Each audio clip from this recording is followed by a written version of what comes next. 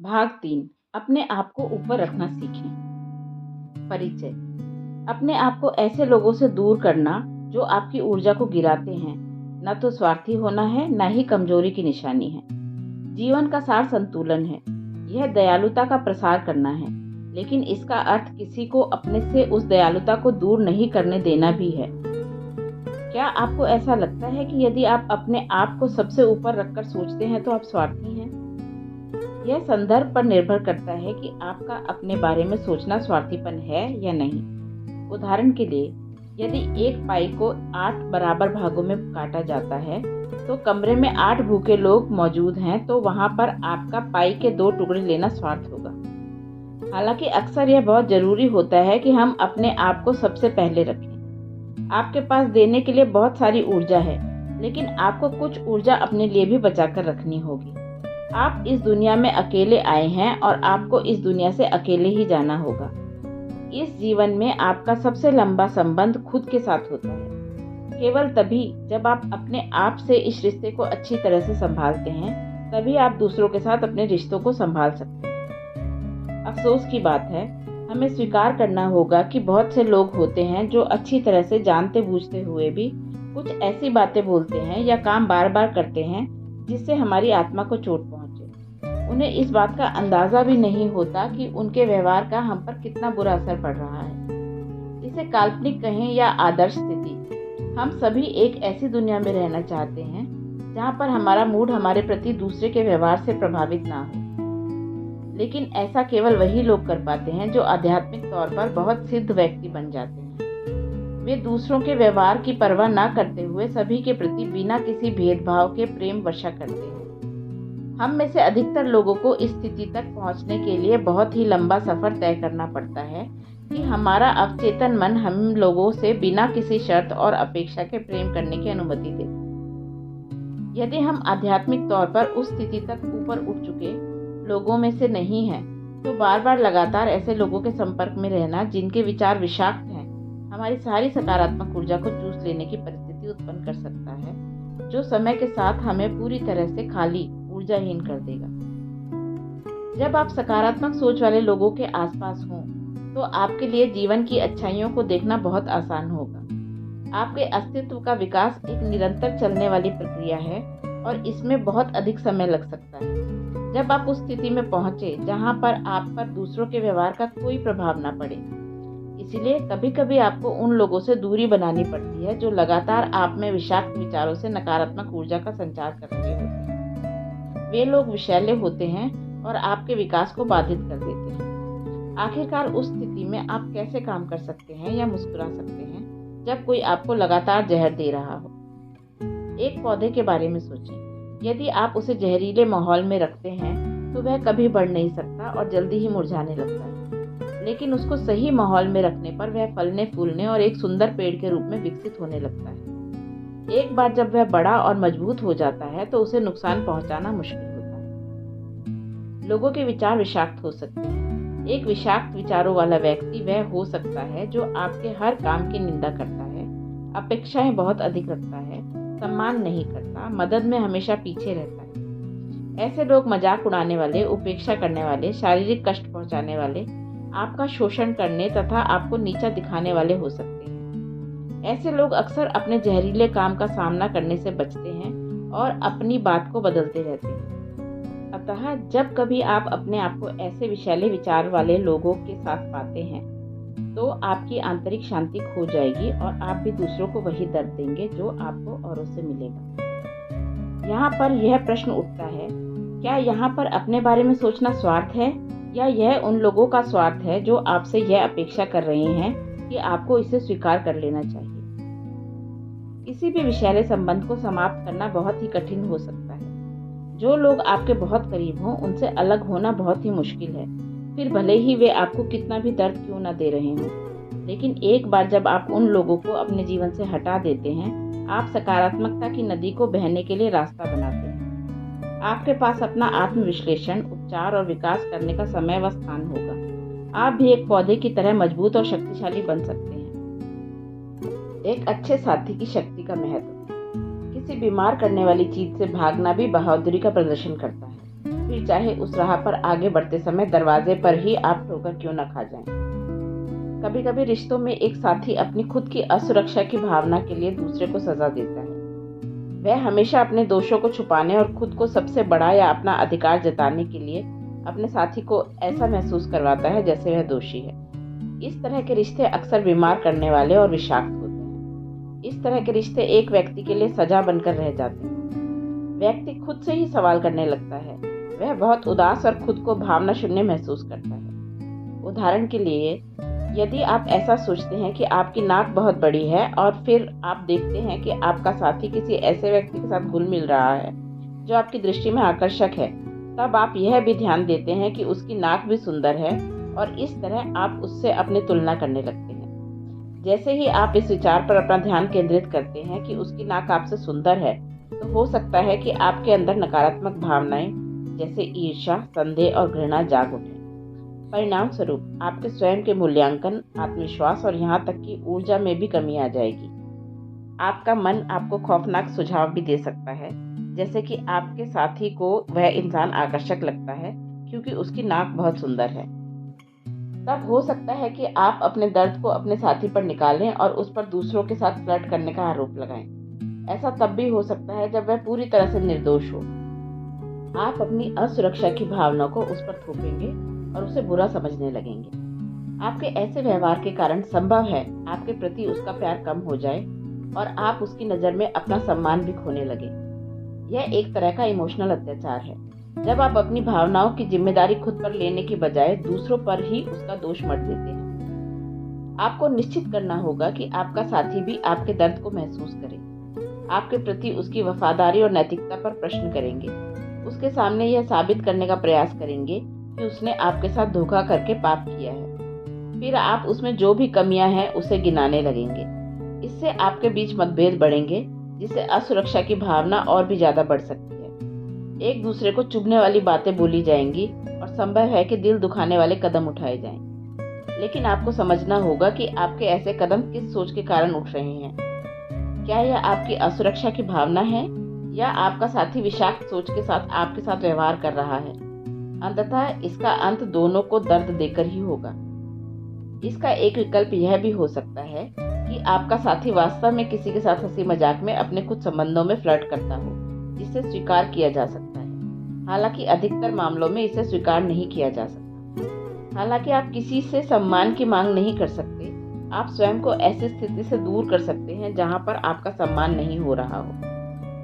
ऐसा कहा गया है कि ऐसे बहुत से मजबूत रिश्ते होते हैं जिनमें असुरक्षा की भावना विद्यमान होती है, लेकिन ऐसे रिश्तों में आपसी सम्मान और साथ ही अनिवार्य शर्त भी होती है। जीवन साथी को अपनी असुरक्षा की भावना को लेकर ईमानदार होना चाहिए।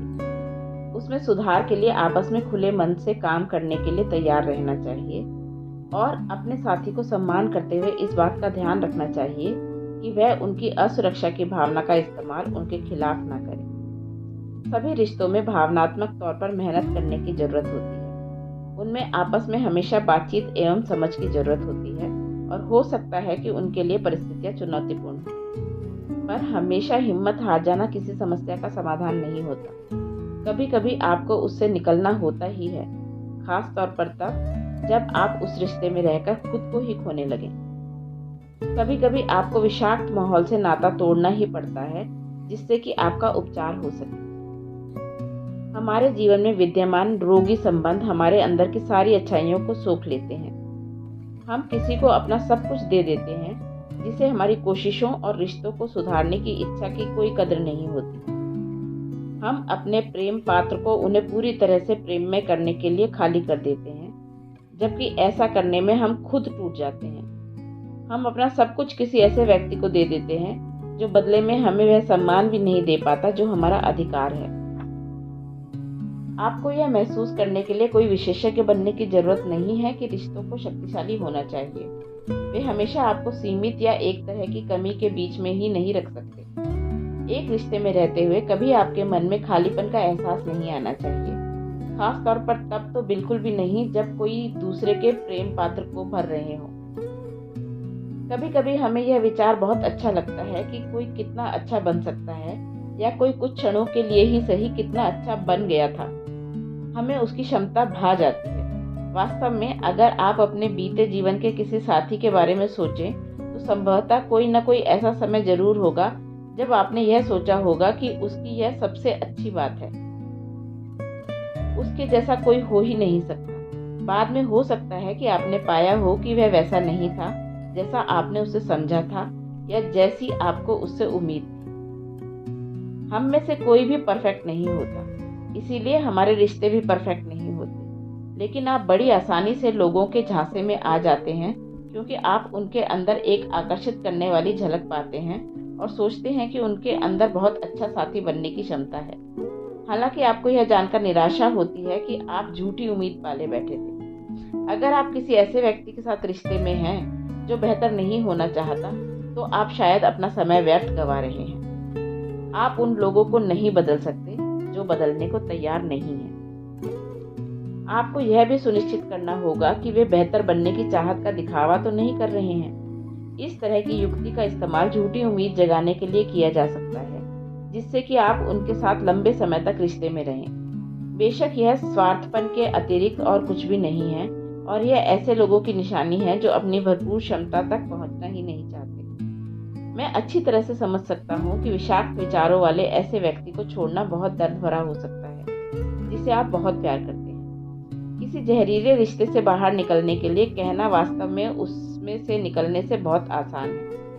यही कारण है कि बहुत से लोग लंबे समय तक ऐसे रिश्ते में बने रहते हैं और जब तक उनके लिए संभव होता है वे ऐसे रिश्तों को बचाने का प्रयास करते रहते हैं। लेकिन आप कुछ समय के लिए उस दर्द को बर्दाश्त कर सकते हैं। कभी कभी लोग ऐसे नाकाफी रिश्तों में ही खुद को उलझाए रखते हैं क्योंकि वे ऐसा मानते हैं कि उनको उनसे बेहतर और कोई नहीं मिल सकता, या किसी नए व्यक्ति की तलाश करना और उसके साथ रिश्ते की शुरुआत करना बहुत लंबा व कठिन काम है।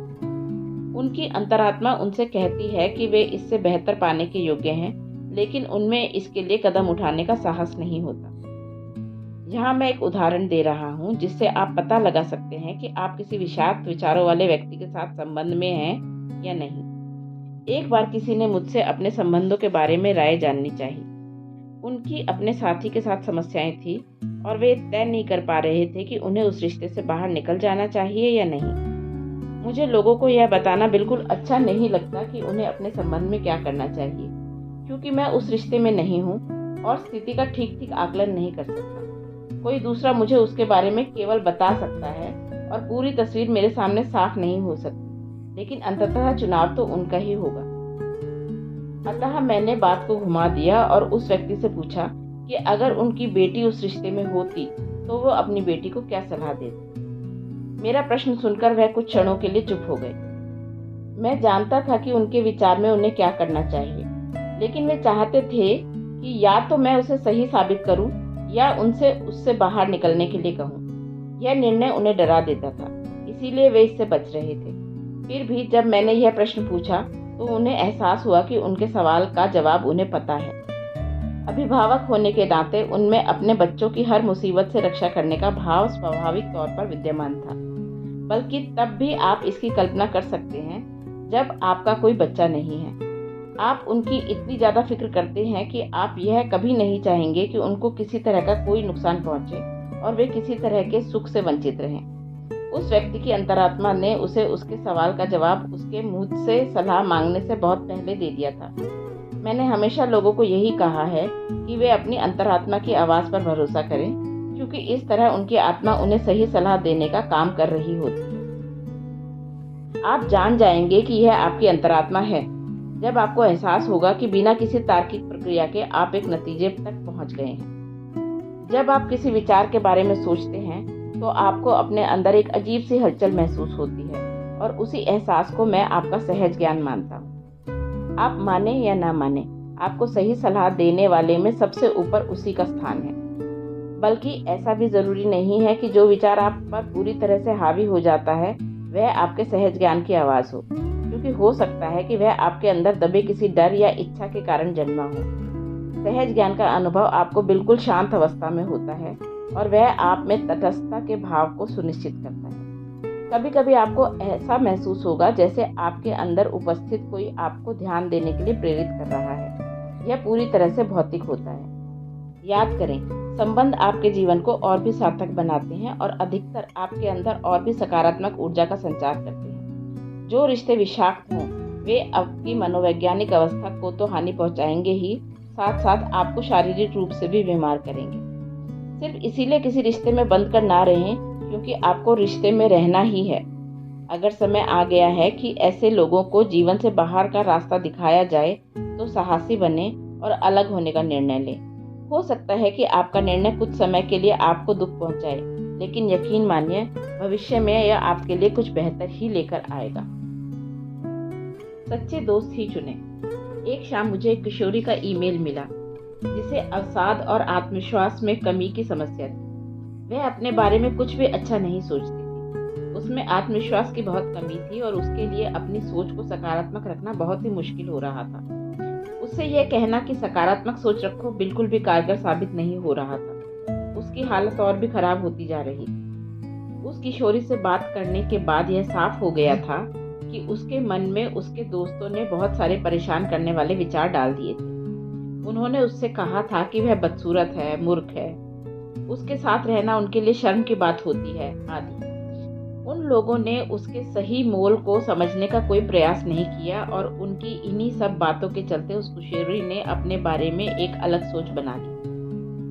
अगर कोई व्यक्ति आपका सम्मान नहीं करता है या हमेशा आपको यह एहसास करवाता रहता है कि आपके अंदर कितनी सारी कमियां हैं, तो इसकी बहुत अधिक संभावना है कि आप धीरे धीरे अपने बारे में उनकी सोच को ही अपनी सोच बनाने लगें। वास्तव में हमारे मन में जितने भी विचार होते हैं, उनमें अधिकतर मूल रूप से हमारे दिमाग की उपज नहीं होते।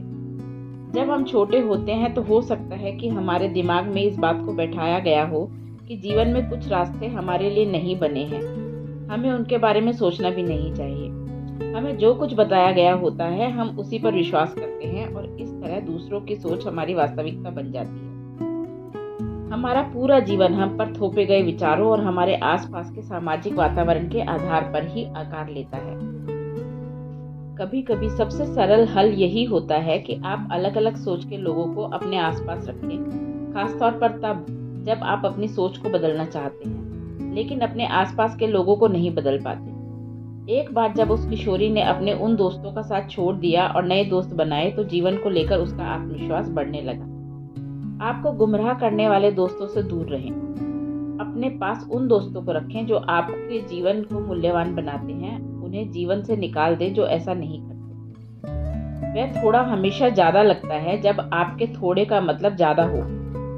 जब से सोशल नेटवर्किंग प्लेटफॉर्म का उदय हुआ है, दोस्तों की परिभाषा बदल चुकी है। अब आपके दोस्त सिर्फ वे लोग नहीं होते जिन्हें आप अच्छी तरह से जानते हैं। आज समाज जिस तरह दोस्ती पर लेबल लगाता है, उसने दोस्ती के वास्तविक स्वरूप को प्रभावित किया है। अब हम किसी को भी अपना दोस्त मान लेते हैं, यहाँ तक कि उसे भी अपना दोस्त बोल देते हैं जिससे हम कुछ पलों के लिए ही मिले हैं। जरा सोचकर देखें, आपके ऐसे दोस्तों की सूची में कितने आपके वास्तविक तौर पर दोस्त होते हैं? क्या आप जरूरत पड़ने पर उनसे मदद की उम्मीद कर सकते हैं? यह बहुत ही दुख की बात है कि आधुनिक समाज में बहुत सारे दोस्ती के रिश्ते ऐसे होते हैं जो न तो किसी तरह के भावनात्मक संबंध पर आधारित होते हैं और न ही पारिवारिक रिश्तों की तरह होते हैं, बल्कि यह दोस्ती शराब पीने, धूम्रपान करने, पार्टी करने, शॉपिंग करने या फिर एक साथ मिलकर दूसरों की चुगली करने तक ही सीमित होते हैं। इनमें से कुछ काम जल्दी ही आपकी आदत बनकर आपकी सकारात्मक ऊर्जा को कम करने लगते हैं। इस तरह की अधिकतर दोस्ती थोड़े समय के लिए लोगों को मिलने वाले आनंद पर आधारित होती है। उदाहरण के लिए, कुछ दोस्त आपके जीवन में सक्रिय भूमिका केवल उसी समय के लिए निभाते हैं जब आप दोनों को ही एक दूसरे की जरूरत किसी तरह के सार्वजनिक आयोजन जैसे पार्टी में जाने के लिए हो। जिस व्यक्ति के साथ आप जिम जाते हो, संभवतः उसे अपना दोस्त कह सकते हैं, लेकिन जब आपको घर बदलते समय किसी की मदद की जरूरत हो, तो क्या आप उससे मदद की उम्मीद कर सकते हो? क्या वह मदद के लिए आगे आता है? हालांकि ऐसा नहीं है कि ऐसी दोस्ती बुरी नहीं होती, क्योंकि वे आपकी मदद आपके स्वस्थ और तंदुरुस्त होने के लक्ष्य को साधने में करते हैं, लेकिन वे जल्दी ही छूमंतर भी हो जाते हैं जब आपको उनकी मदद की जरूरत किसी और काम के लिए होती है। आप ऐसे दोस्तों से यह उम्मीद नहीं कर सकते कि वे आपके आसपास हमेशा आपकी मदद के लिए मौजूद रहेंगे। कभी कभी ऐसा होता है कि हमारे वास्तविक दोस्तों की बजाय दिखावटी दोस्तों की संख्या अधिक होती है। इस बात पर ध्यान दें कि क्या आपके दोस्त जरूरत पड़ने पर आपकी मदद के लिए आगे आते हैं। क्या वे आपकी सफलता का जश्न मनाने की खुशी में मन से भागीदार बनते हैं? क्या वे आपको हमेशा सकारात्मक सोच के साथ आगे बढ़ने और कदम उठाने के लिए प्रेरित करते हैं? क्या वे आपकी सहायता एक व्यक्ति के तौर पर विकसित होने में करते हैं? यदि आप इन सब प्रश्नों के उत्तर को लेकर निश्चित नहीं हैं, तो हो सकता है कि आपकी दोस्ती उतनी सच्ची और वास्तविक नहीं है जितनी आप उसे समझते हैं। यदि आपको इस बात का संदेह है कि आपके दोस्तों की मंडली के बीच में आपके प्रति जलन और ईर्ष्या का भाव पनप रहा है, तो आप इस पर विश्वास करें कि आपने स्वयं को अच्छे लोगों के बीच में नहीं रखा हुआ है। आपका असली दोस्त हमेशा यह चाहेगा कि आप अपने सबसे बेहतर रूप को बाहर लाने के लिए काम करें। आप अपनी सफलता को उनके साथ साझा करें। उनके व्यवहार में आपके प्रति तब कड़वाहट नहीं आएगी जब आप जीवन में बेहतर कर रहे हों। वे बेहतर बनने में आपकी मदद करेंगे और यह भी सुनिश्चित करेंगे कि बेहतर बनने के मार्ग में आपके व्यवहार में कड़वाहट न आए। कुछ दोस्त चाहते हैं कि आप जीवन में अच्छा करें, लेकिन बहुत अच्छा नहीं। यह जरूरी है कि हम ऐसी सोच वाली दोस्ती को अपने जीवन में ना पालें। मामूली स्तर की दोस्ती जिंदगी में नकारात्मक ऊर्जा को बढ़ावा दे। हम सभी अपनी ही रफ्तार से बढ़ते और परिपक्व होते हैं, लेकिन कुछ लोग धीमी गति से विकसित इसीलिए होते हैं क्योंकि वे अपनी उसी रफ्तार में बंधे रहना चाहते हैं। आप जीवन में अक्सर ऐसे लोगों से मिले होंगे जिनका जीवन एक जैसे कामों के आसपास ही रचा बसा रहता है। वे हर रोज एक जैसा काम एक जैसी रफ्तार के साथ करते हैं और समान समस्याओं का रोना रोज रोते रहते हैं। ऐसे लोगों को बदलाव की सख्त जरूरत होती है, पर वे बदलाव के कट्टर विरोधी बने रहते हैं और अपनी आरामदायक भूमिका से बेहतर जीवन की तलाश में एक कदम भी आगे नहीं बढ़ाते। वे अपने असंतोष में ही संतुष्ट रहते हैं। हो सकता है कि आप भी उन लोगों में से एक हों, या फिर यह भी हो सकता है कि आपका करीबी दोस्त उनमें से एक हो सकता है कि आप जीवन में बहुत बड़े बड़े लक्ष्यों को साधने के लिए तैयार हों और अपने अंदर उस साहस को भी जुटा सकते हो जो जीवन में आगे बढ़ने के लिए चाहिए।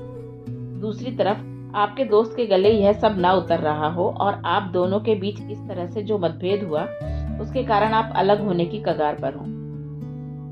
उदाहरण के लिए, यदि आप आध्यात्मिक रूप से आगे बढ़ना चाहते हैं, तो हो सकता है कि आप उन विषयों को समझने में रुचि रखने लगें जो पूरी तरह अनजान हैं। यहाँ तक कि आपके दोस्तों के लिए वे डरावने भी हैं।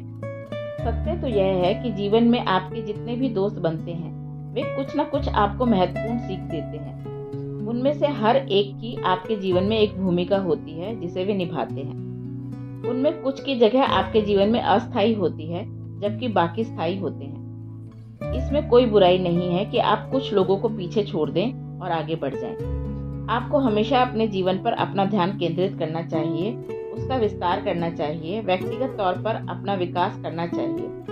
आप दूसरों के लिए उसी स्थिति में कुछ बहुत अच्छा कर सकते हैं जब आप वास्तविक तौर पर आनंदमय, प्रेम से पूर्ण और परिपूर्ण हो। यदि आप अपने आसपास ऐसे लोगों का चयन करते हैं जो अलग राह पर चलते हैं और उस राह से इत्तेफाक नहीं रखते जिस पर आप चल रहे हैं, तो इसमें कुछ बुरा नहीं है। अगर वे आपके जीवन का हिस्सा बनना चाहते हैं तो निकट भविष्य में या जीवन में कभी वे आपके साथ होंगे। अगर किस्मत में ऐसा होना लिखा है तो वे आखिरकार आपके जीवन का हिस्सा बन ही जाएंगे। परिवार का सामना करें। हम कपड़े, आदतें, नौकरी, दोस्त, यहाँ तक कि परिवार के सदस्यों को भी छोड़ सकते हैं। हम पुरानी चीजों को विकसित कर सकते हैं जो हमारे आनंद और सुख में योगदान नहीं करती। सिर्फ इसलिए कि वह हमारा परिवार है, इसका अर्थ यह बिल्कुल नहीं है कि उसकी सोच में हमेशा आपके लिए प्यार और परवाह होगी। हम में से बहुत से लोगों को यह सिखाया जाता है कि दुनिया में परिवार से बढ़कर और कुछ नहीं होता, लेकिन खून के रिश्ते हमेशा आपके करीबी रिश्ते की तरह आपका साथ देने वाले हों, ऐसा जरूरी नहीं है। कई बार आपके दोस्त आपके परिवार से बढ़कर आपके लिए होते हैं। वे आपके लिए उतना करते हैं जितना कि आपका परिवार भी नहीं करता। हमें इस सत्य को पर्दे में बिल्कुल भी नहीं रखना चाहिए कि कई बार हमारे जीवन में सबसे अधिक विषाक्त सोचने वाले लोग हमारे अपने परिवार वाले ही होते हैं। इस तरह के रिश्तों को खत्म करना बहुत ही पीड़ादायी हो सकता है, क्योंकि हमें इस सच का सामना करना ही होगा कि ये लोग हमारी जिंदगी का बहुत ही अहम हिस्सा होते हैं, फिर चाहे उन्होंने हमें हमेशा नीचे गिराने की कोशिश ही क्यों न की हो। किसी के लिए भी अपने माता पिता से अपने संबंधों को खत्म करना किसी भी स्थिति में न्यायोचित नहीं हो सकता। उदाहरण के लिए, यदि उन्होंने सारा जीवन आपके लिए बहुत कुछ किया, कभी कभी आपको यह करने की जरूरत भी नहीं होती।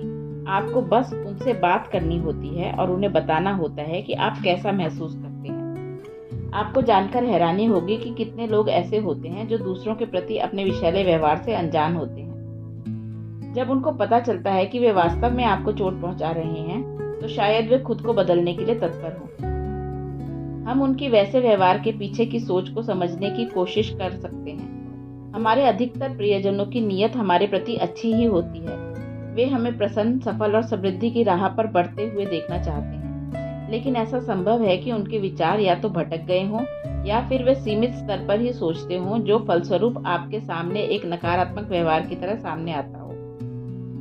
मेरे एक दोस्त के पास ऑनलाइन व्यवसाय का एक बहुत अच्छा सुझाव था, जिस पर वह काम करना चाहता था। वह अपने माता पिता के पास उसके लिए अनुमति लेने गया। उसे यह जानकर निराशा हुई कि उसने जैसा सोचा था, अपने पिता की वैसी प्रतिक्रिया उसे अपने सुझाव के लिए नहीं मिली। उन्होंने उसके विचार को बकवास बताया और उसके बारे में सोचना छोड़ने को कहा। वे इस बात को बिल्कुल भी नहीं समझ पाए कि उसके सुझाव से कितना लाभ हो सकता है। उसके बजाय उन्होंने उससे कहा कि वह सपनों की दुनिया से बाहर आए और अपनी पढ़ाई पर ध्यान दे और उसे यूनिवर्सिटी में जाने के लिए जो ग्रेड चाहिए उसे लाने की कोशिश करे। उसको लगा कि उसके माता पिता के संदेह के कारण उसके अद्भुत विचार पर उसका विश्वास कम हो जाएगा। उसके साथ ऐसा पहली बार नहीं हुआ था। उसे ऐसा लगा कि उसके माता पिता हमेशा उसकी अभिलाषाओं को धक्का पहुंचाते हैं, और इसका परिणाम यह हुआ कि उसके मन में अपने माता पिता के लिए यह धारणा बन गई कि उसके माता पिता की सोच उसके लिए नकारात्मक वाली है। वह अपने माता पिता को अपने जीवन से दूर नहीं करना चाहता था, क्योंकि वह उनसे प्यार करता था और उनके साथ ही रहता था। पर कई बार उसके मन में यह ख्याल जरूर आता था कि वे उससे प्यार नहीं करते। उसे यह समझ में नहीं आ रहा था कि हालांकि उसके माता पिता का व्यवहार उसके प्रति उचित नहीं था, लेकिन इसमें पूरी तरह से उनका दोष नहीं था। जीवन में जो कुछ संभव है और जीवन में सफलता का जो अर्थ है, वह उनके विचार में अपने बेटे से अलग था। उसके विश्वास को आकार मिला, वह उनके अनुभव और सामाजिक स्थिति से मिला था। इसका अर्थ यह था कि जीवन के प्रति उनका नजरिया बिल्कुल अलग था। अपनी आलोचना को सुनने के बावजूद अपने लिए उनके प्यार को पहचानने के लिए आपको हर एक का नजरिया, जिसमें आपका अपना भी सम्मिलित है, जो सीमित और विषयात्मक है, को समझना होगा। हम सभी को लगातार कहीं न कहीं से सूचनाएं प्राप्त होती रहती हैं, और हम जो कुछ भी सीखते हैं उसका हमारे जीवन के प्रति नजरिए और हमारी सोच पर असर पड़ता है। लेकिन यह इस पर निर्भर करता है कि वास्तव में हम किन जानकारियों का चुनाव करते हैं।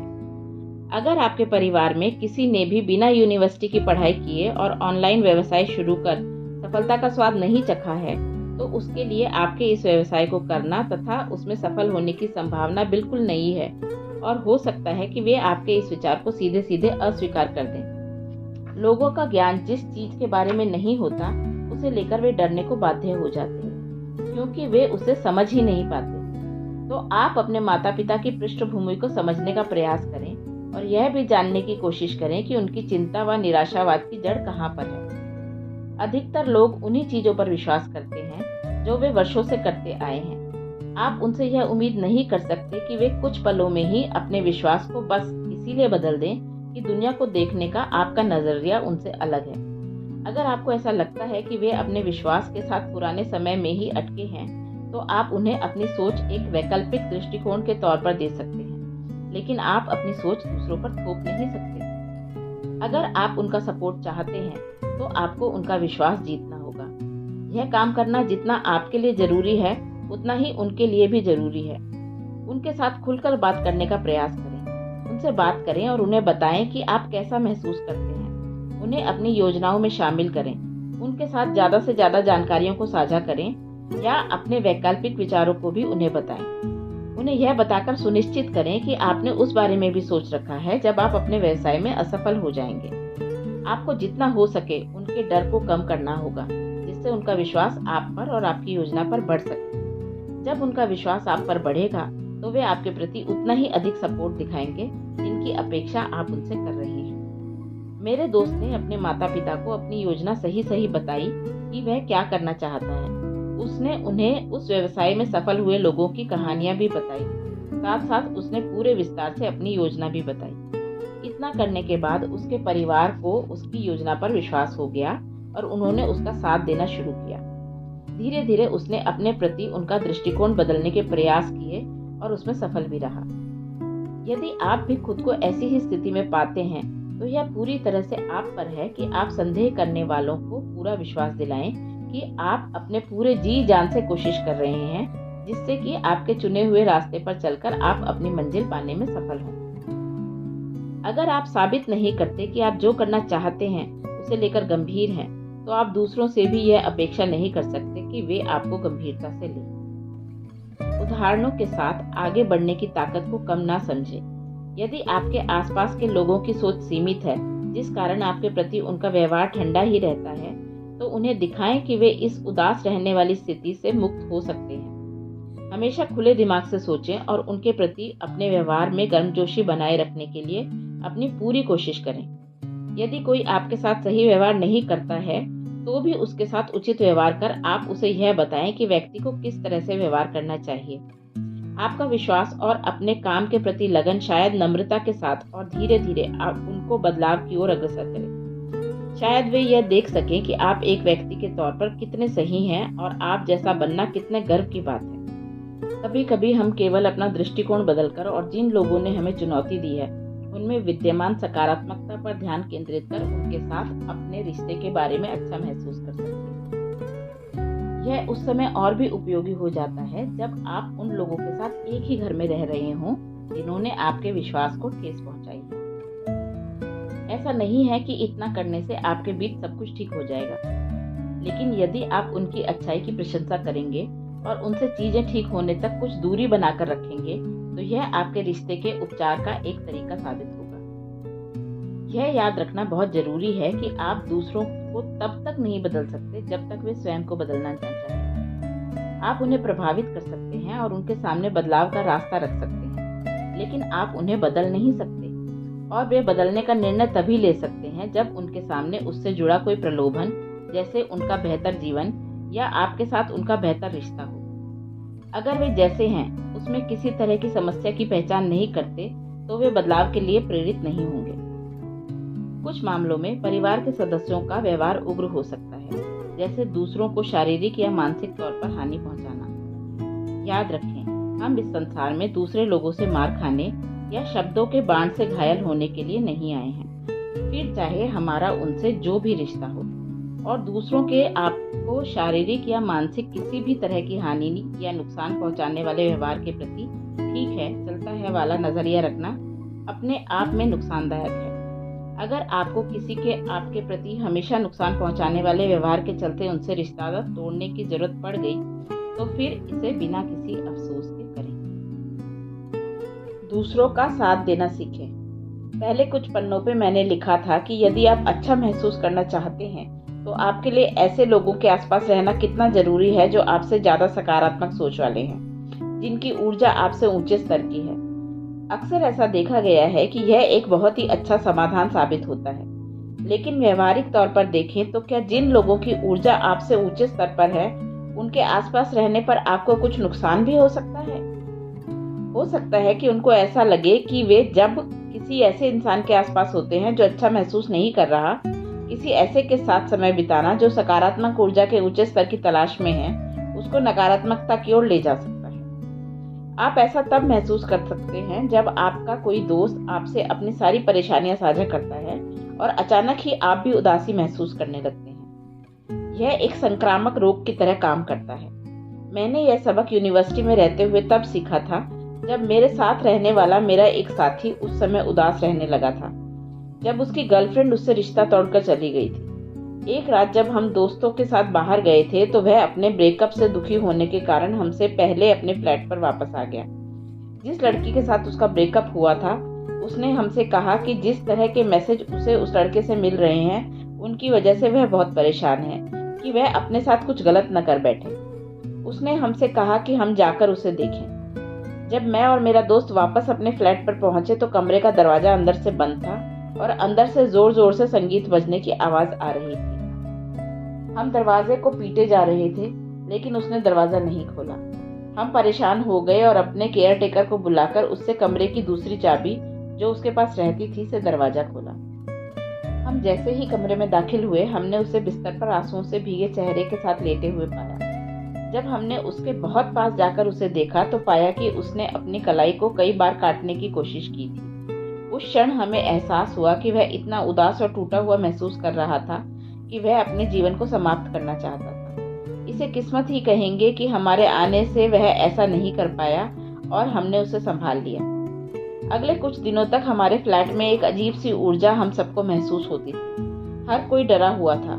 हमारे जिस साथी ने अपनी जान लेने की कोशिश की थी, उसने उस घटना के बारे में हमसे कुछ ज़्यादा बातें नहीं की, लेकिन वह मेरे साथ कुछ समय जरूर बिताना चाहता था। मैं अपना शाम का वक्त उसके साथ बिताता था, उसकी मदद करता था और उसे अच्छा महसूस करने के लिए सही सलाह भी देता था। लेकिन कुछ समय बाद मैंने महसूस किया कि मैं आमतौर पर जैसा महसूस करता हूँ वैसा महसूस नहीं कर रहा था। मैं भी बहुत उदास महसूस करने लगा था। मुझे एहसास हुआ कि मैं जितना ज़्यादा उसके साथ रहना चाहता था, उतना ही मुझे अपने बारे में भी सोचना होता था। मुझे अपने अंदर एक तरह का खालीपन महसूस होता था, और जब मैं खुद खालीपन महसूस करता था तो किसी और को सकारात्मकता से नहीं भर सकता था। किसी दूसरे को सकारात्मकता से भरने से पहले यह सुनिश्चित करें कि इसमें आप अपनी ऊर्जा को तो नहीं मार रहे। सबसे पहले अपनी ऊर्जा सुरक्षित करें। मैंने कुछ समय के लिए उससे थोड़ी दूरी बना ली। अब मैं उससे बहुत कम बातचीत करता था, पर मेरे अंदर से मैं जानता था कि जरूरत के समय उसके साथ न रहकर मैं खुद को भी सजा दे रहा हूँ। मुझे ऐसा लगता था जैसे मुझे सब कुछ ठीक करने के लिए भगवान जैसा बनना होगा, जो मैं नहीं बन सकता था, और मुझे इसे स्वीकार करना होगा। हालांकि मैं पहले ही बहुत छिन्न भिन्न हो चुका था और जानता था कि जब तक मैं खुद अच्छा महसूस नहीं करूंगा, तब तक मैं उसका साथ पूरी तरह से देने में खुद को सक्षम नहीं कर पाऊंगा। मैं उस स्थिति में किसी को आरामदायक महसूस करवाने का मात्र ढोंग करूंगा जब मैं खुद व्याकुल हूँ।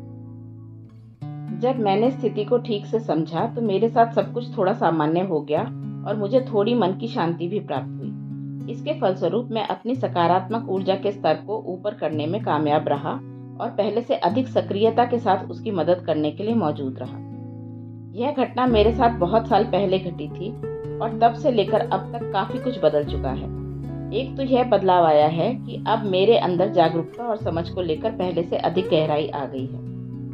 मेरे लिए यह सौभाग्य की बात है कि अब मैं उस पोजीशन में हूँ जहाँ पर हजारों लोग ऐसा महसूस करते हैं कि वे मेरे साथ अपनी समस्याओं को साझा कर सकते हैं। पर क्योंकि अब मैंने जो कुछ भी सीखा है उससे मिलने वाले बल के कारण मैं अपनी ऊर्जा को स्थिर रखने में उस स्थिति में भी कामयाब हो जाता हूँ जब मेरे साथ वाले दूसरे व्यक्ति की सकारात्मक ऊर्जा का स्तर बहुत कम हो। इसमें भी अपवाद होता है और मैं अब भी सावधान रहता हूँ कि अपनी ऊर्जा को उन लोगों से सुरक्षित रखूँ जो उसे खींचने की कोशिश करते हैं या उनकी मदद करने की मेरी चाहत को जानते हुए भी मुझे भला बुरा कहते हैं। यदि मेरी भावनात्मक अवस्था शुरुआत करने के लिए पर्याप्त तौर पर ऊंची नहीं होगी, तो मैं जानता हूँ कि किसी ऐसे की मदद की कोशिश में जो नकारात्मकता से घिरा है, मुझे भावनात्मक रूप से होने वाले प्रहारों को झेलना पड़ सकता है। यदि आप किसी ऐसे व्यक्ति की बातें सुन रहे हैं जो अपने जीवन की परेशानियों के बारे में आपको बता रहा है, तो आप खुद बहुत अच्छा महसूस नहीं कर रहे हैं, तो हो सकता है कि आपकी सकारात्मक ऊर्जा के स्तर में बहुत गिरावट आ जाए। हालांकि किसी की बातों को ध्यान से सुनना उसके लिए फायदेमंद हो सकता है, लेकिन इस संसार में नाखुश लोगों की संख्या में बढ़ोतरी करना किसी के लिए भी फायदेमंद नहीं होगा। इस स्थिति में आप सबसे ज्यादा समझदारी का जो काम कर सकते हैं वह यह है कि आप अपनी सकारात्मक ऊर्जा के स्तर को जितना हो सके ऊंचा करने का प्रयास करें। इस तरह आप अपनी ऊर्जा को सुरक्षित रख सकते हैं। ऐसा करके आप अपने अंदर उस शक्ति को उत्पन्न करेंगे जो दूसरों की मदद करने के लिए जरूरी है। यहाँ पर मैं आपको कुछ बहुत ज़रूरी बातें बता रहा हूँ जिन्हें आप उस समय खुद को बार बार याद करवाकर शांत रख सकते हैं जब लोग आपके बारे में नकारात्मकता से भरी बातें कर रहे हों। आपको खुद ही एहसास होने लगेगा कि खुद की रक्षा करने का सबसे अच्छा रास्ता आपकी शांति और आनंद से होकर गुजरता है। मेरी अनुमति के बिना कोई मेरा दिल नहीं दुखा सकता। महात्मा गांधी। विपत्तियों को साथी पसंद होते हैं। अफसोस की बात है कि जिन लोगों की नकारात्मक ऊर्जा अधिक होती है वे अक्सर यह कोशिश करते रहते हैं कि वे दूसरों को भी अपने स्तर पर खींच लें। कभी कभी वे इस कोशिश में भी होते हैं कि आपके साथ जो कुछ भी गलत है उसका खुलासा सबके सामने करें, क्योंकि उनको आपके साथ जो कुछ भी अच्छा होता है उसमें किसी तरह की कोई रुचि नहीं होती। शायद उन्हें यह बिल्कुल भी पसंद नहीं आता कि लोग आपसे प्यार करें या आप पर ध्यान दें, और संभवतः उनके क्रोध का पारा तब और चढ़ जाता है जब उनकी लाख कोशिशों कि लोग आपसे नफरत करें के बावजूद लोग आपसे प्यार करते हैं। इंटरनेट ऐसे लोगों से भरा पड़ा है जो लोगों को उस स्थिति में मजाक बनते और दुत्कार पाते देखकर बहुत खुश होते हैं जो पहले से परेशान हो। उनको नकारात्मक बातों को स्वीकारने की बहुत जल्दी होती है और वे असफलता का जश्न मनाने के लिए सदैव उतावले रहते हैं। वे लोग जिनसे कोई गलती हो गई है या फिर उनका बुरा समय चल रहा है बहुत जल्दी लोगों के बीच चर्चा का विषय बन जाते हैं, क्योंकि हम स्वीकार करें या ना करें, दूसरों की असफलता पर बात करने का चलन हमारे समाज में हमेशा प्रचलन में रहता है। लोग विकास के अवरोधक होते हैं। जब आप अपनी आवाज ऊंची कर रहे होते हैं तो कोई ना कोई आपकी आवाज को धीमा करने का प्रयास जरूर करता है।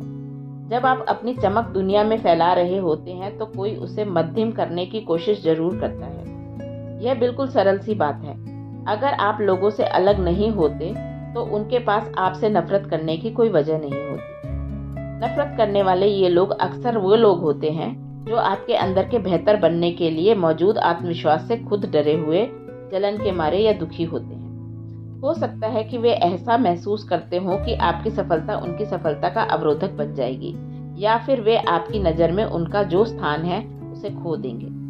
हो सकता है कि उनको यह विचार ही पसंद ना आए कि हमारा आत्मविश्वास हमें जीवन में बहुत ऊंचे मुकाम पर पहुंचा देगा, जबकि वे खुद उस मुकाम पर पहुंचने की लालसा पाले बैठे हैं। हो सकता है कि वे इस बात से दुखी हो जाएं कि हमारी मान्यताएं असीमित हैं, जबकि उनका दिमाग एक सीमित दायरे में ही रहकर सोचता है, क्योंकि वे किसी भी तरह का बदलाव करने में खुद को शक्तिहीन पाते हैं। वे हमारी इच्छा शक्ति और चाहत को चोट पहुंचाना चाहते हैं, जिससे कि उनका अहम खुद को धूमिल होता हुआ न महसूस करे। हमें नीचा दिखाकर वे मानते हैं कि वे खुद छोटा महसूस नहीं करेंगे। इस दुनिया में ऐसी सोच वाले लोग होते हैं और वे आपको अपने बेहतर बनने के पथ पर आगे बढ़ते हुए अवश्य मिलेंगे। हम इस दुनिया में ऐसी सोच वाले लोगों की मौजूदगी से इनकार नहीं कर सकते, लेकिन हमारे साथ यह भी है कि हम ऐसे लोगों पर किसी तरह की प्रतिक्रिया भी ना दें, ठीक वही प्रतिक्रिया जो वे हमें नीचा दिखाने और अपने अहम की रक्षा के लिए निकलवाना चाहते हैं। दिल जले लोग ही दूसरों को दुख पहुंचाते हैं। इंसान बाहरी दुनिया के साथ जिस तरह का व्यवहार करता है, वह उसके आंतरिक मन में क्या चल रहा है उसका चित्र प्रस्तुत कर देता है। जब कोई व्यक्ति आपको यह एहसास करवाने की कोशिश करता है कि आप अपूर्ण हैं, तो ऐसा इसीलिए होता है क्योंकि वे खुद को अंदर से अपूर्ण महसूस करते हैं। इस स्थिति को अच्छी तरह से समझकर आप इस तरह की स्थिति अपने जीवन में आने पर उससे निपटने में और अच्छी तरह से सक्षम होंगे। उदाहरण के लिए, उदासी लोगों को दूसरों के साथ कड़वा व्यवहार करने तथा अप्रेमपूर्ण व्यवहार करने के लिए बाध्य करती है, और हमारे मन के अंदर की पीड़ा हमें नकारात्मक ऊर्जा में जकड़ देती है। यह एक ऐसे नकाब का कारण बन जाता है जो दर्द का होता है, कारण कि लोग अक्सर हमेशा अच्छे मूड में नहीं होते, क्योंकि उनको किसी ऐसे व्यक्ति द्वारा कष्ट दिया गया होता है जो खुद अच्छे मूड में नहीं होते। फिर वे लोग जिन्हें दर्द मिला है, दूसरे लोगों को भी दर्द देने लगते हैं, और यह क्रम इसी तरह आगे बढ़ता रहता है। लेकिन अपना दर्द दूसरों पर थोपकर अपने दर्द का निवारण करना काम नहीं करता। भारतीय आध्यात्मिक गुरु ओशो ने एक बार इसकी तुलना दीवार पर सिर मारने जैसे की थी। उनका विचार था कि अपने दर्द से छुटकारा पाने के लिए दूसरों को दर्द देना ठीक वैसा है जैसे कोई गुस्से में हो और दीवार पर अपना गुस्सा निकाले तथा उसे नुकसान पहुंचाने की कोशिश करे। उन्हें दीवार को परिभाषित नहीं किया, और इससे दीवार को कोई परेशानी नहीं होगी, उन्हीं को होगी। आखिरकार इससे वे अपने आप को और भी नुकसान पहुंचाएंगे और दीवार भी खुद को कोई नुकसान नहीं पहुंचा सकती। दूसरों में फर्क को नापसंद करना। लोगों की यह स्वाभाविक प्रवृत्ति होती है कि वे उन लोगों की तरफ खिंचाव महसूस करते हैं जो किसी भी तरह से उन जैसे होते हैं। इसे एक न्यूरो लिंग्विस्टिक प्रोग्रामिंग (NLP) तकनीक, जिसे मिररिंग कहते हैं, के द्वारा प्रदर्शित किया गया है, जो दिखाती है कि किसी व्यक्ति के व्यवहार की नकल करना उन्हें आपको पसंद करने के लिए प्रेरित करता है। इसीलिए यदि आप आमतौर पर जोशीले, चुलबुले और जिंदादिली से भरपूर व्यक्ति हैं और आपका सामना आप जैसे ही किसी व्यक्ति से होता है, तो शायद आपको वह अच्छा लगे, और अगर उसके बोलने का ढंग, हाव भाव और लहजा आपके जैसा ही है, तो आप शायद सोचें, जानते हो, ऐसा कुछ तो है जो मुझे इस इंसान में बहुत पसंद आया। ऐसा इसीलिए होता है क्योंकि वह आपके जैसा होता है। हम यह भी मान सकते हैं कि इसका उल्टा भी सही हो सकता है। लोगों में उन लोगों के साथ अपनापन महसूस करने का स्वाभाविक प्रवृत्ति नहीं होती जो उनसे अलग होते हैं, और जो व्यक्ति आपसे अलग हैं हो सकता है कि वह ऐसा सोचें कि आप थोड़े अजीब या उससे अलग हैं। आखिरकार आप उसकी समझ से परे हो जाते हैं, या वह आपको समझने की कोशिश भी नहीं करना चाहता, क्योंकि आपकी ऊर्जा का स्तर उसके स्तर से मेल नहीं खाता। जैसी करनी वैसी भरनी। आपने शायद यह सुना हो कि जैसा कर्म करोगे वैसा फल मिलेगा। हो सकता है कि आप में से कुछ लोगों ने इसके बारे में ना सुना हो, क्योंकि यह एक आध्यात्मिक अवधारणा है जिसका अवतरण बौद्ध एवं हिंदू धर्म तथा अन्यों में हुआ है, जिसमें पुनर्जन्म की बात कही गई है। मान्यता यह है कि आपके इस जन्म के कर्मों का प्रतिफल आपको अपने अगले जन्म चक्र में प्राप्त होता है। आप जितने अच्छे कर्म इस जन्म में करेंगे, आपका अगला जीवन उतना ही अच्छा होगा। पुनर्जन्म में आपका विश्वास हो या ना हो, हम में से अधिकतर लोग इस कहावत को स्वीकार करते हैं कि जैसा बोओगे वैसा काटोगे। विज्ञान की बात करें तो हम इसे कारण और प्रभाव के तौर पर समझ सकते हैं, या इसका संबंध न्यूटन के तीसरे सिद्धांत हर क्रिया की उसी के समान और उल्टी प्रतिक्रिया होती है। यदि आप ज्यादातर धार्मिक ग्रंथों में लिखी बातों को देखें तो आप जो संदर्भ पाएंगे वह इस विचार से संबंधित होगा कि जो कुछ जाता है वही लौट कर आता है। लेकिन जब लोग हमारे साथ अच्छा व्यवहार नहीं करते तो हम अपने आप को यह विश्वास नहीं दिला पाते कि उनका कर्म लौटकर उनके पास जाएगा, और हम अपने जीवन में आगे बढ़ जाते हैं। इसके बजाय हम अपनी भावनाओं में बह जाते हैं, जबकि वहाँ पर हमारा तार्किक मन कहीं पीछे छिपकर बैठ जाता है। उदाहरण के लिए, अगर कोई आपसे यह कहता है कि आप बहुत आक्रामक हैं, जबकि आपको साफ तौर पर पता है कि आप नहीं हैं, तो हो सकता है कि आप अपमानित महसूस करें। अगर वे ऐसा लगातार कहते रहते हैं तो हो सकता है कि उनके प्रति आपके मन में क्रोध का भाव जागृत होने लगे। एक दिन हो सकता है कि आप इन आरोपों से तंग आ जाएं और हिंसात्मक व्यवहार कर बैठें। बल्कि अफवाह सही ना भी हो, फिर भी अब आपके व्यवहार से साफ हो जाएगा कि वो सही थे। पहले हमने सीखा था कि हमारे कर्म हमारी नकारात्मक ऊर्जा की स्थिति जैसे क्रोध द्वारा संचालित होते हैं।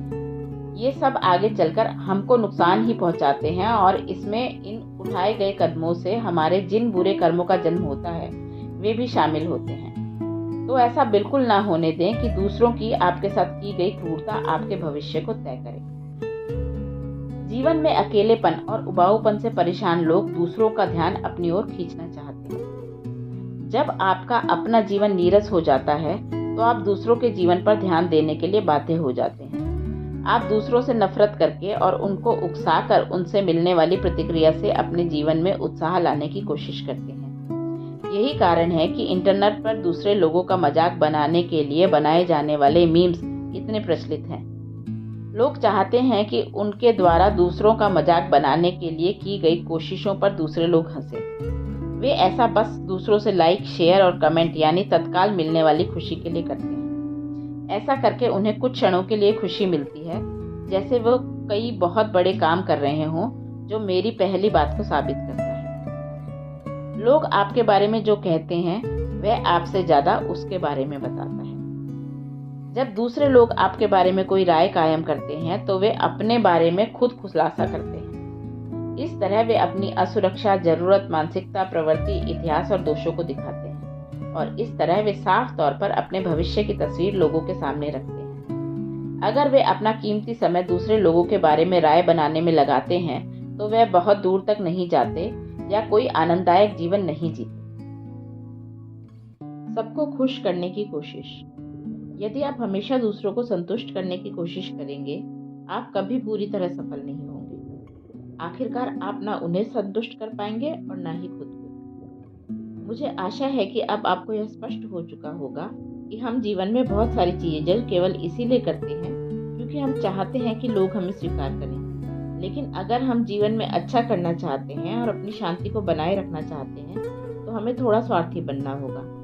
ऐसा कभी नहीं हो सकता है कि हम अपने जीवन में आने वाले हर व्यक्ति को पूरी तरह से संतुष्ट कर दें, और इसीलिए हमें कभी ऐसी कोशिश भी नहीं करनी चाहिए। लोगों को खुश करने की अपनी आदत को आज ही छोड़ दें और खुद को खुश करना शुरू करें। मैं जो एक इंसान हूँ जिसे लोगों की व्यक्तिगत समस्याओं को हल करने में मदद करना अच्छा लगता है, मुझे यह बहुत ही मुश्किल लगा कि मैं सबको खुश करने की कोशिश करना बंद कर दूं। पहले मुझे हर सप्ताह सैकड़ों ईमेल्स आते थे जिसमें लोग मुझे अपनी समस्याएं बताते और मुझसे मदद मांगते थे। स्वाभाविक तौर पर मैं सबकी मदद करना चाहता था। कुछ लोग बहुत ही लंबा पत्र लिखते थे, करीब 2000 शब्दों का। मुझे कोई भी काम अधूरे मन से करना अच्छा नहीं लगता, तो उन पत्रों के लिए मेरा जवाब भी बहुत लंबा होता था। मुझे इतना लंबा ईमेल पढ़कर उसका उत्तर देने के लिए बहुत ज़्यादा समय लगता। व्यवहारिक तौर पर देखा जाए तो हर किसी को उत्तर देना असंभव था, और कुछ लोग इसीलिए परेशान हो जाते थे क्योंकि वे ऐसा महसूस करते थे कि मैं उनको नज़रअंदाज कर रहा हूँ। यह मेरे लिए और भयानक हो जाता और मैं खुद को सजा देना शुरू कर देता था। हालांकि मेरे पास और भी ऐसे काम होते जिन्हें मुझे समय पर पूरा करना होता था, फिर भी मैं अधिक से अधिक समय उन ईमेल्स का जवाब देने में लगाता था। मैं अभिभूत हो जाता था। मैंने महसूस किया कि मैं सबको खुश नहीं कर सकता, तो मुझे इसकी कोशिश भी नहीं करनी चाहिए और ना ही मुझे अपने साथ किसी तरह की कोई ज्यादती ही करनी चाहिए। मेरे लिए यह बहुत ज़रूरी है कि मुझे अपनी ज़रूरतों को सबसे पहले रखना होगा, और मैंने ठीक वैसा ही किया। उसके बाद मैंने कभी पीछे मुड़कर नहीं देखा। मुझे पूरा यकीन है कि मेरे इस अनुभव से आप कहीं न कहीं परिचित महसूस कर सकते हैं, क्योंकि आप भी मेरी तरह ऐसे ही समाज में पले बढ़े हैं जो लोगों के बारे में बहुत जल्दी राय बना लेता है। बचपन में कुछ ऐसे करियर विकल्पों को मेरे सामने बहुत सुनहरे भविष्य की तरह प्रस्तुत किया गया जिन्हें समाज बहुत अच्छा मानता है। यदि मैं एक डॉक्टर बनता तो लोग अपने आप मुझे समझदार, धनी और परोपकारी मानने लगते।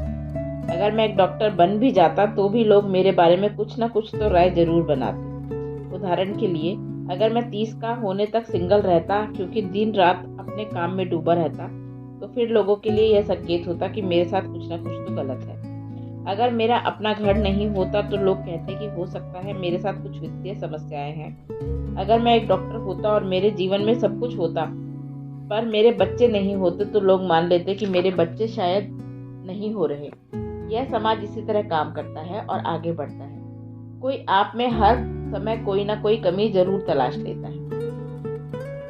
कभी कभी जब मेरे बारे में दी गई दूसरों की राय पर मैं कोई ध्यान नहीं देता हूँ, तो लोग मुझे अहंकारी या हठी स्वभाव का हूँ कहते हैं। यह मन ही मन लोगों के बारे में राय बनाने के चरित्र का विस्तार है जो लोगों को इस परिणाम तक जाने के लिए प्रेरित करता है। रचनात्मक विचार हमारे विकास के लिए बहुत लाभदायक हो सकते हैं, लेकिन विध्वंसकारी विचार वे होते हैं जो हमें हतोत्साहित करते हैं। उनका कोई सकारात्मक उद्देश्य नहीं होता। वे भली बुरी बातें और आलोचनाएं जिन्हें आपके सामने फीडबैक के नाम पर परोसा जाए, आपके ध्यान पाने के योग्य नहीं होते। अपनी सकारात्मक सोच को अपनी ढाल बनाएं। नकारात्मक सोच वाले कुछ लोगों को सकारात्मकता से एलर्जी होती है। अपने अंदर इतनी सकारात्मकता रखें कि वे आपके पास आ भी न सकें। जब मैंने अपने आप को और भी अधिक आशावादी रवैये के साथ जीवन जीने के लिए समर्पित करने का फैसला कर लिया, तो जितना हो सकता था मैंने अपने सभी बुरी आदतों को छोड़ना और सकारात्मकता को अपनाना शुरू कर दिया।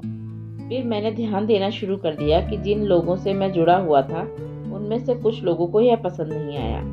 वे चाहते थे कि मैं पहले जैसा था वैसा ही बना रहूं। वे इस बारे में शिकायत करना चाहते थे और मेरे व्यवहार को लेकर आक्रामक होने तथा बिना सोचे समझे राय कायम करने लगे। क्योंकि मेरा व्यवहार उनके लिए बहुत अधिक सकारात्मक था, कुछ लोगों ने मुझे बनावटी कहना शुरू कर दिया। मैं समझ सकता था ऐसा क्यों है। मैं एक ऐसे व्यक्ति जो बहुत ज़्यादा शिकायतें करता था से एक ऐसे व्यक्ति में बदल चुका था जो हर चीज़ में कुछ न कुछ अच्छा देखने का प्रयास करने लगा था। मैं अपने आप को भावनात्मक तौर पर उनकी फ्रीक्वेंसी से अलग फ्रीक्वेंसी पर ले गया था। इसके अतिरिक्त आप दूसरे व्यक्ति से भावनात्मक तौर पर जितने अलग होते हैं, उतने ही कम उनको वास्तविक लगते हैं। यह ऊर्जा के सिद्धांत पर आधारित होता है। जब दो लोगों के बीच इस तरह की दूरी आती है तो दोनों लोग एक दूसरे से असहज महसूस करने लगते हैं, क्योंकि दोनों की ऊर्जा का स्तर एक समान नहीं होता। कभी कभी यह उस स्थिति में अच्छा संकेत होता है जब आप दूसरे व्यक्ति से दूरी बनाना चाहते हैं। मेरे नए सकारात्मक व्यवहार से जो कुछ साफ साफ दिख रहा था, वह कुछ लोगों को मुझसे दूर जाने के लिए विवश कर रहा था। जब लोगों का मेरे साथ रूखा व्यवहार होता था, तो मैं उनके साथ और भी दयालुतापूर्ण व्यवहार करने लगता था। वे मेरे साथ जिस लड़ाई को लड़ने की उत्सुकता दिखाते थे, मैं उसके लिए पूरी तरह से शांत व्यवहार दिखाता था। इस कारण वे मुझसे नफरत करने के लिए विवश हो जाते। क्योंकि उनके रूखे व्यवहार के उत्तर में मेरी जो प्रतिक्रिया होती, उनके पास उसका कोई जवाब नहीं होता था। मेरे लिए यह बहुत ही अच्छा था, क्योंकि ये लोग वे थे जिनकी ऊर्जा का स्तर मेरी ऊर्जा के स्तर से बहुत कम था, लेकिन वे अपनी ऊर्जा के स्तर को बढ़ाने में किसी तरह की कोई रुचि नहीं रखते। वे अपने निराशावादी रवैये में बहुत सहज महसूस करते थे। हमारी ऊर्जा का आपस में कोई मेल नहीं था। वे मेरी उपस्थिति से सहम कर पीछे हट जाते थे। मुझे खुद को उनसे दूर करने की कोई ज़रूरत नहीं थी, क्योंकि यह काम उन्होंने मेरे लिए कर दिया था। जहरीले बन चुके काम के वातावरण को त्यागना सीखें। आप माने या ना माने, आपका उद्देश्य ऐसी नौकरी में जीवन भर रहना नहीं है जो आपको नापसंद है। यदि आपको पता हो कि कोई रास्ता जानलेवा है, तो आप उससे दूर ही रहना पसंद करेंगे। आपको पहले से पता होगा कि उस रास्ते पर चलने से आपके साथ कुछ न कुछ बहुत बुरा हो सकता है, फिर चाहे आपकी मानसिक स्थिति जो भी हो। इसी तरह मान लें कि आपको एक जन्मदिन की पार्टी में बुलाया गया है और वहां पर आपको पता है कि एक ऐसा व्यक्ति मौजूद होगा जिसकी आपके साथ कहासुनी होती रहती है और वह आपको भला बुरा बोले बिना नहीं रह पाता। ऐसी स्थिति में आप चाहें तो उस पार्टी में जाने से बच सकते हैं और अपने मन की शांति को बनाए रख सकते हैं। आपको पहले से पता है कि वहां जाकर कोई न कोई हंगामा होना ही है, लेकिन इसी तरह के कुछ ऐसे विषाक्त माहौल भी होते हैं जहां पर जाने से आप नहीं बच सकते, जिसमें एक सबसे सामान्य है आपके काम करने की जगह। हो सकता है कि आपके काम करने की जगह पर कुछ ऐसे लोग हों जो आपके जीवन में क्लेश पैदा करते हों, लेकिन ऐसा नहीं हो सकता कि उनसे दूर रहने के लिए आप घर पर बैठ जाएं। मुझे इसी तरह का अनुभव उसी नौकरी के दौरान एक मैनेजर के साथ हुआ था जिसका जिक्र मैंने पहले किया था। आज जब मैं फिर से उस अनुभव के बारे में सोचता हूँ, मैं उसने जो कुछ उस समय किया था उसके लिए पूरी तरह से उसको दोषी नहीं मान सकता।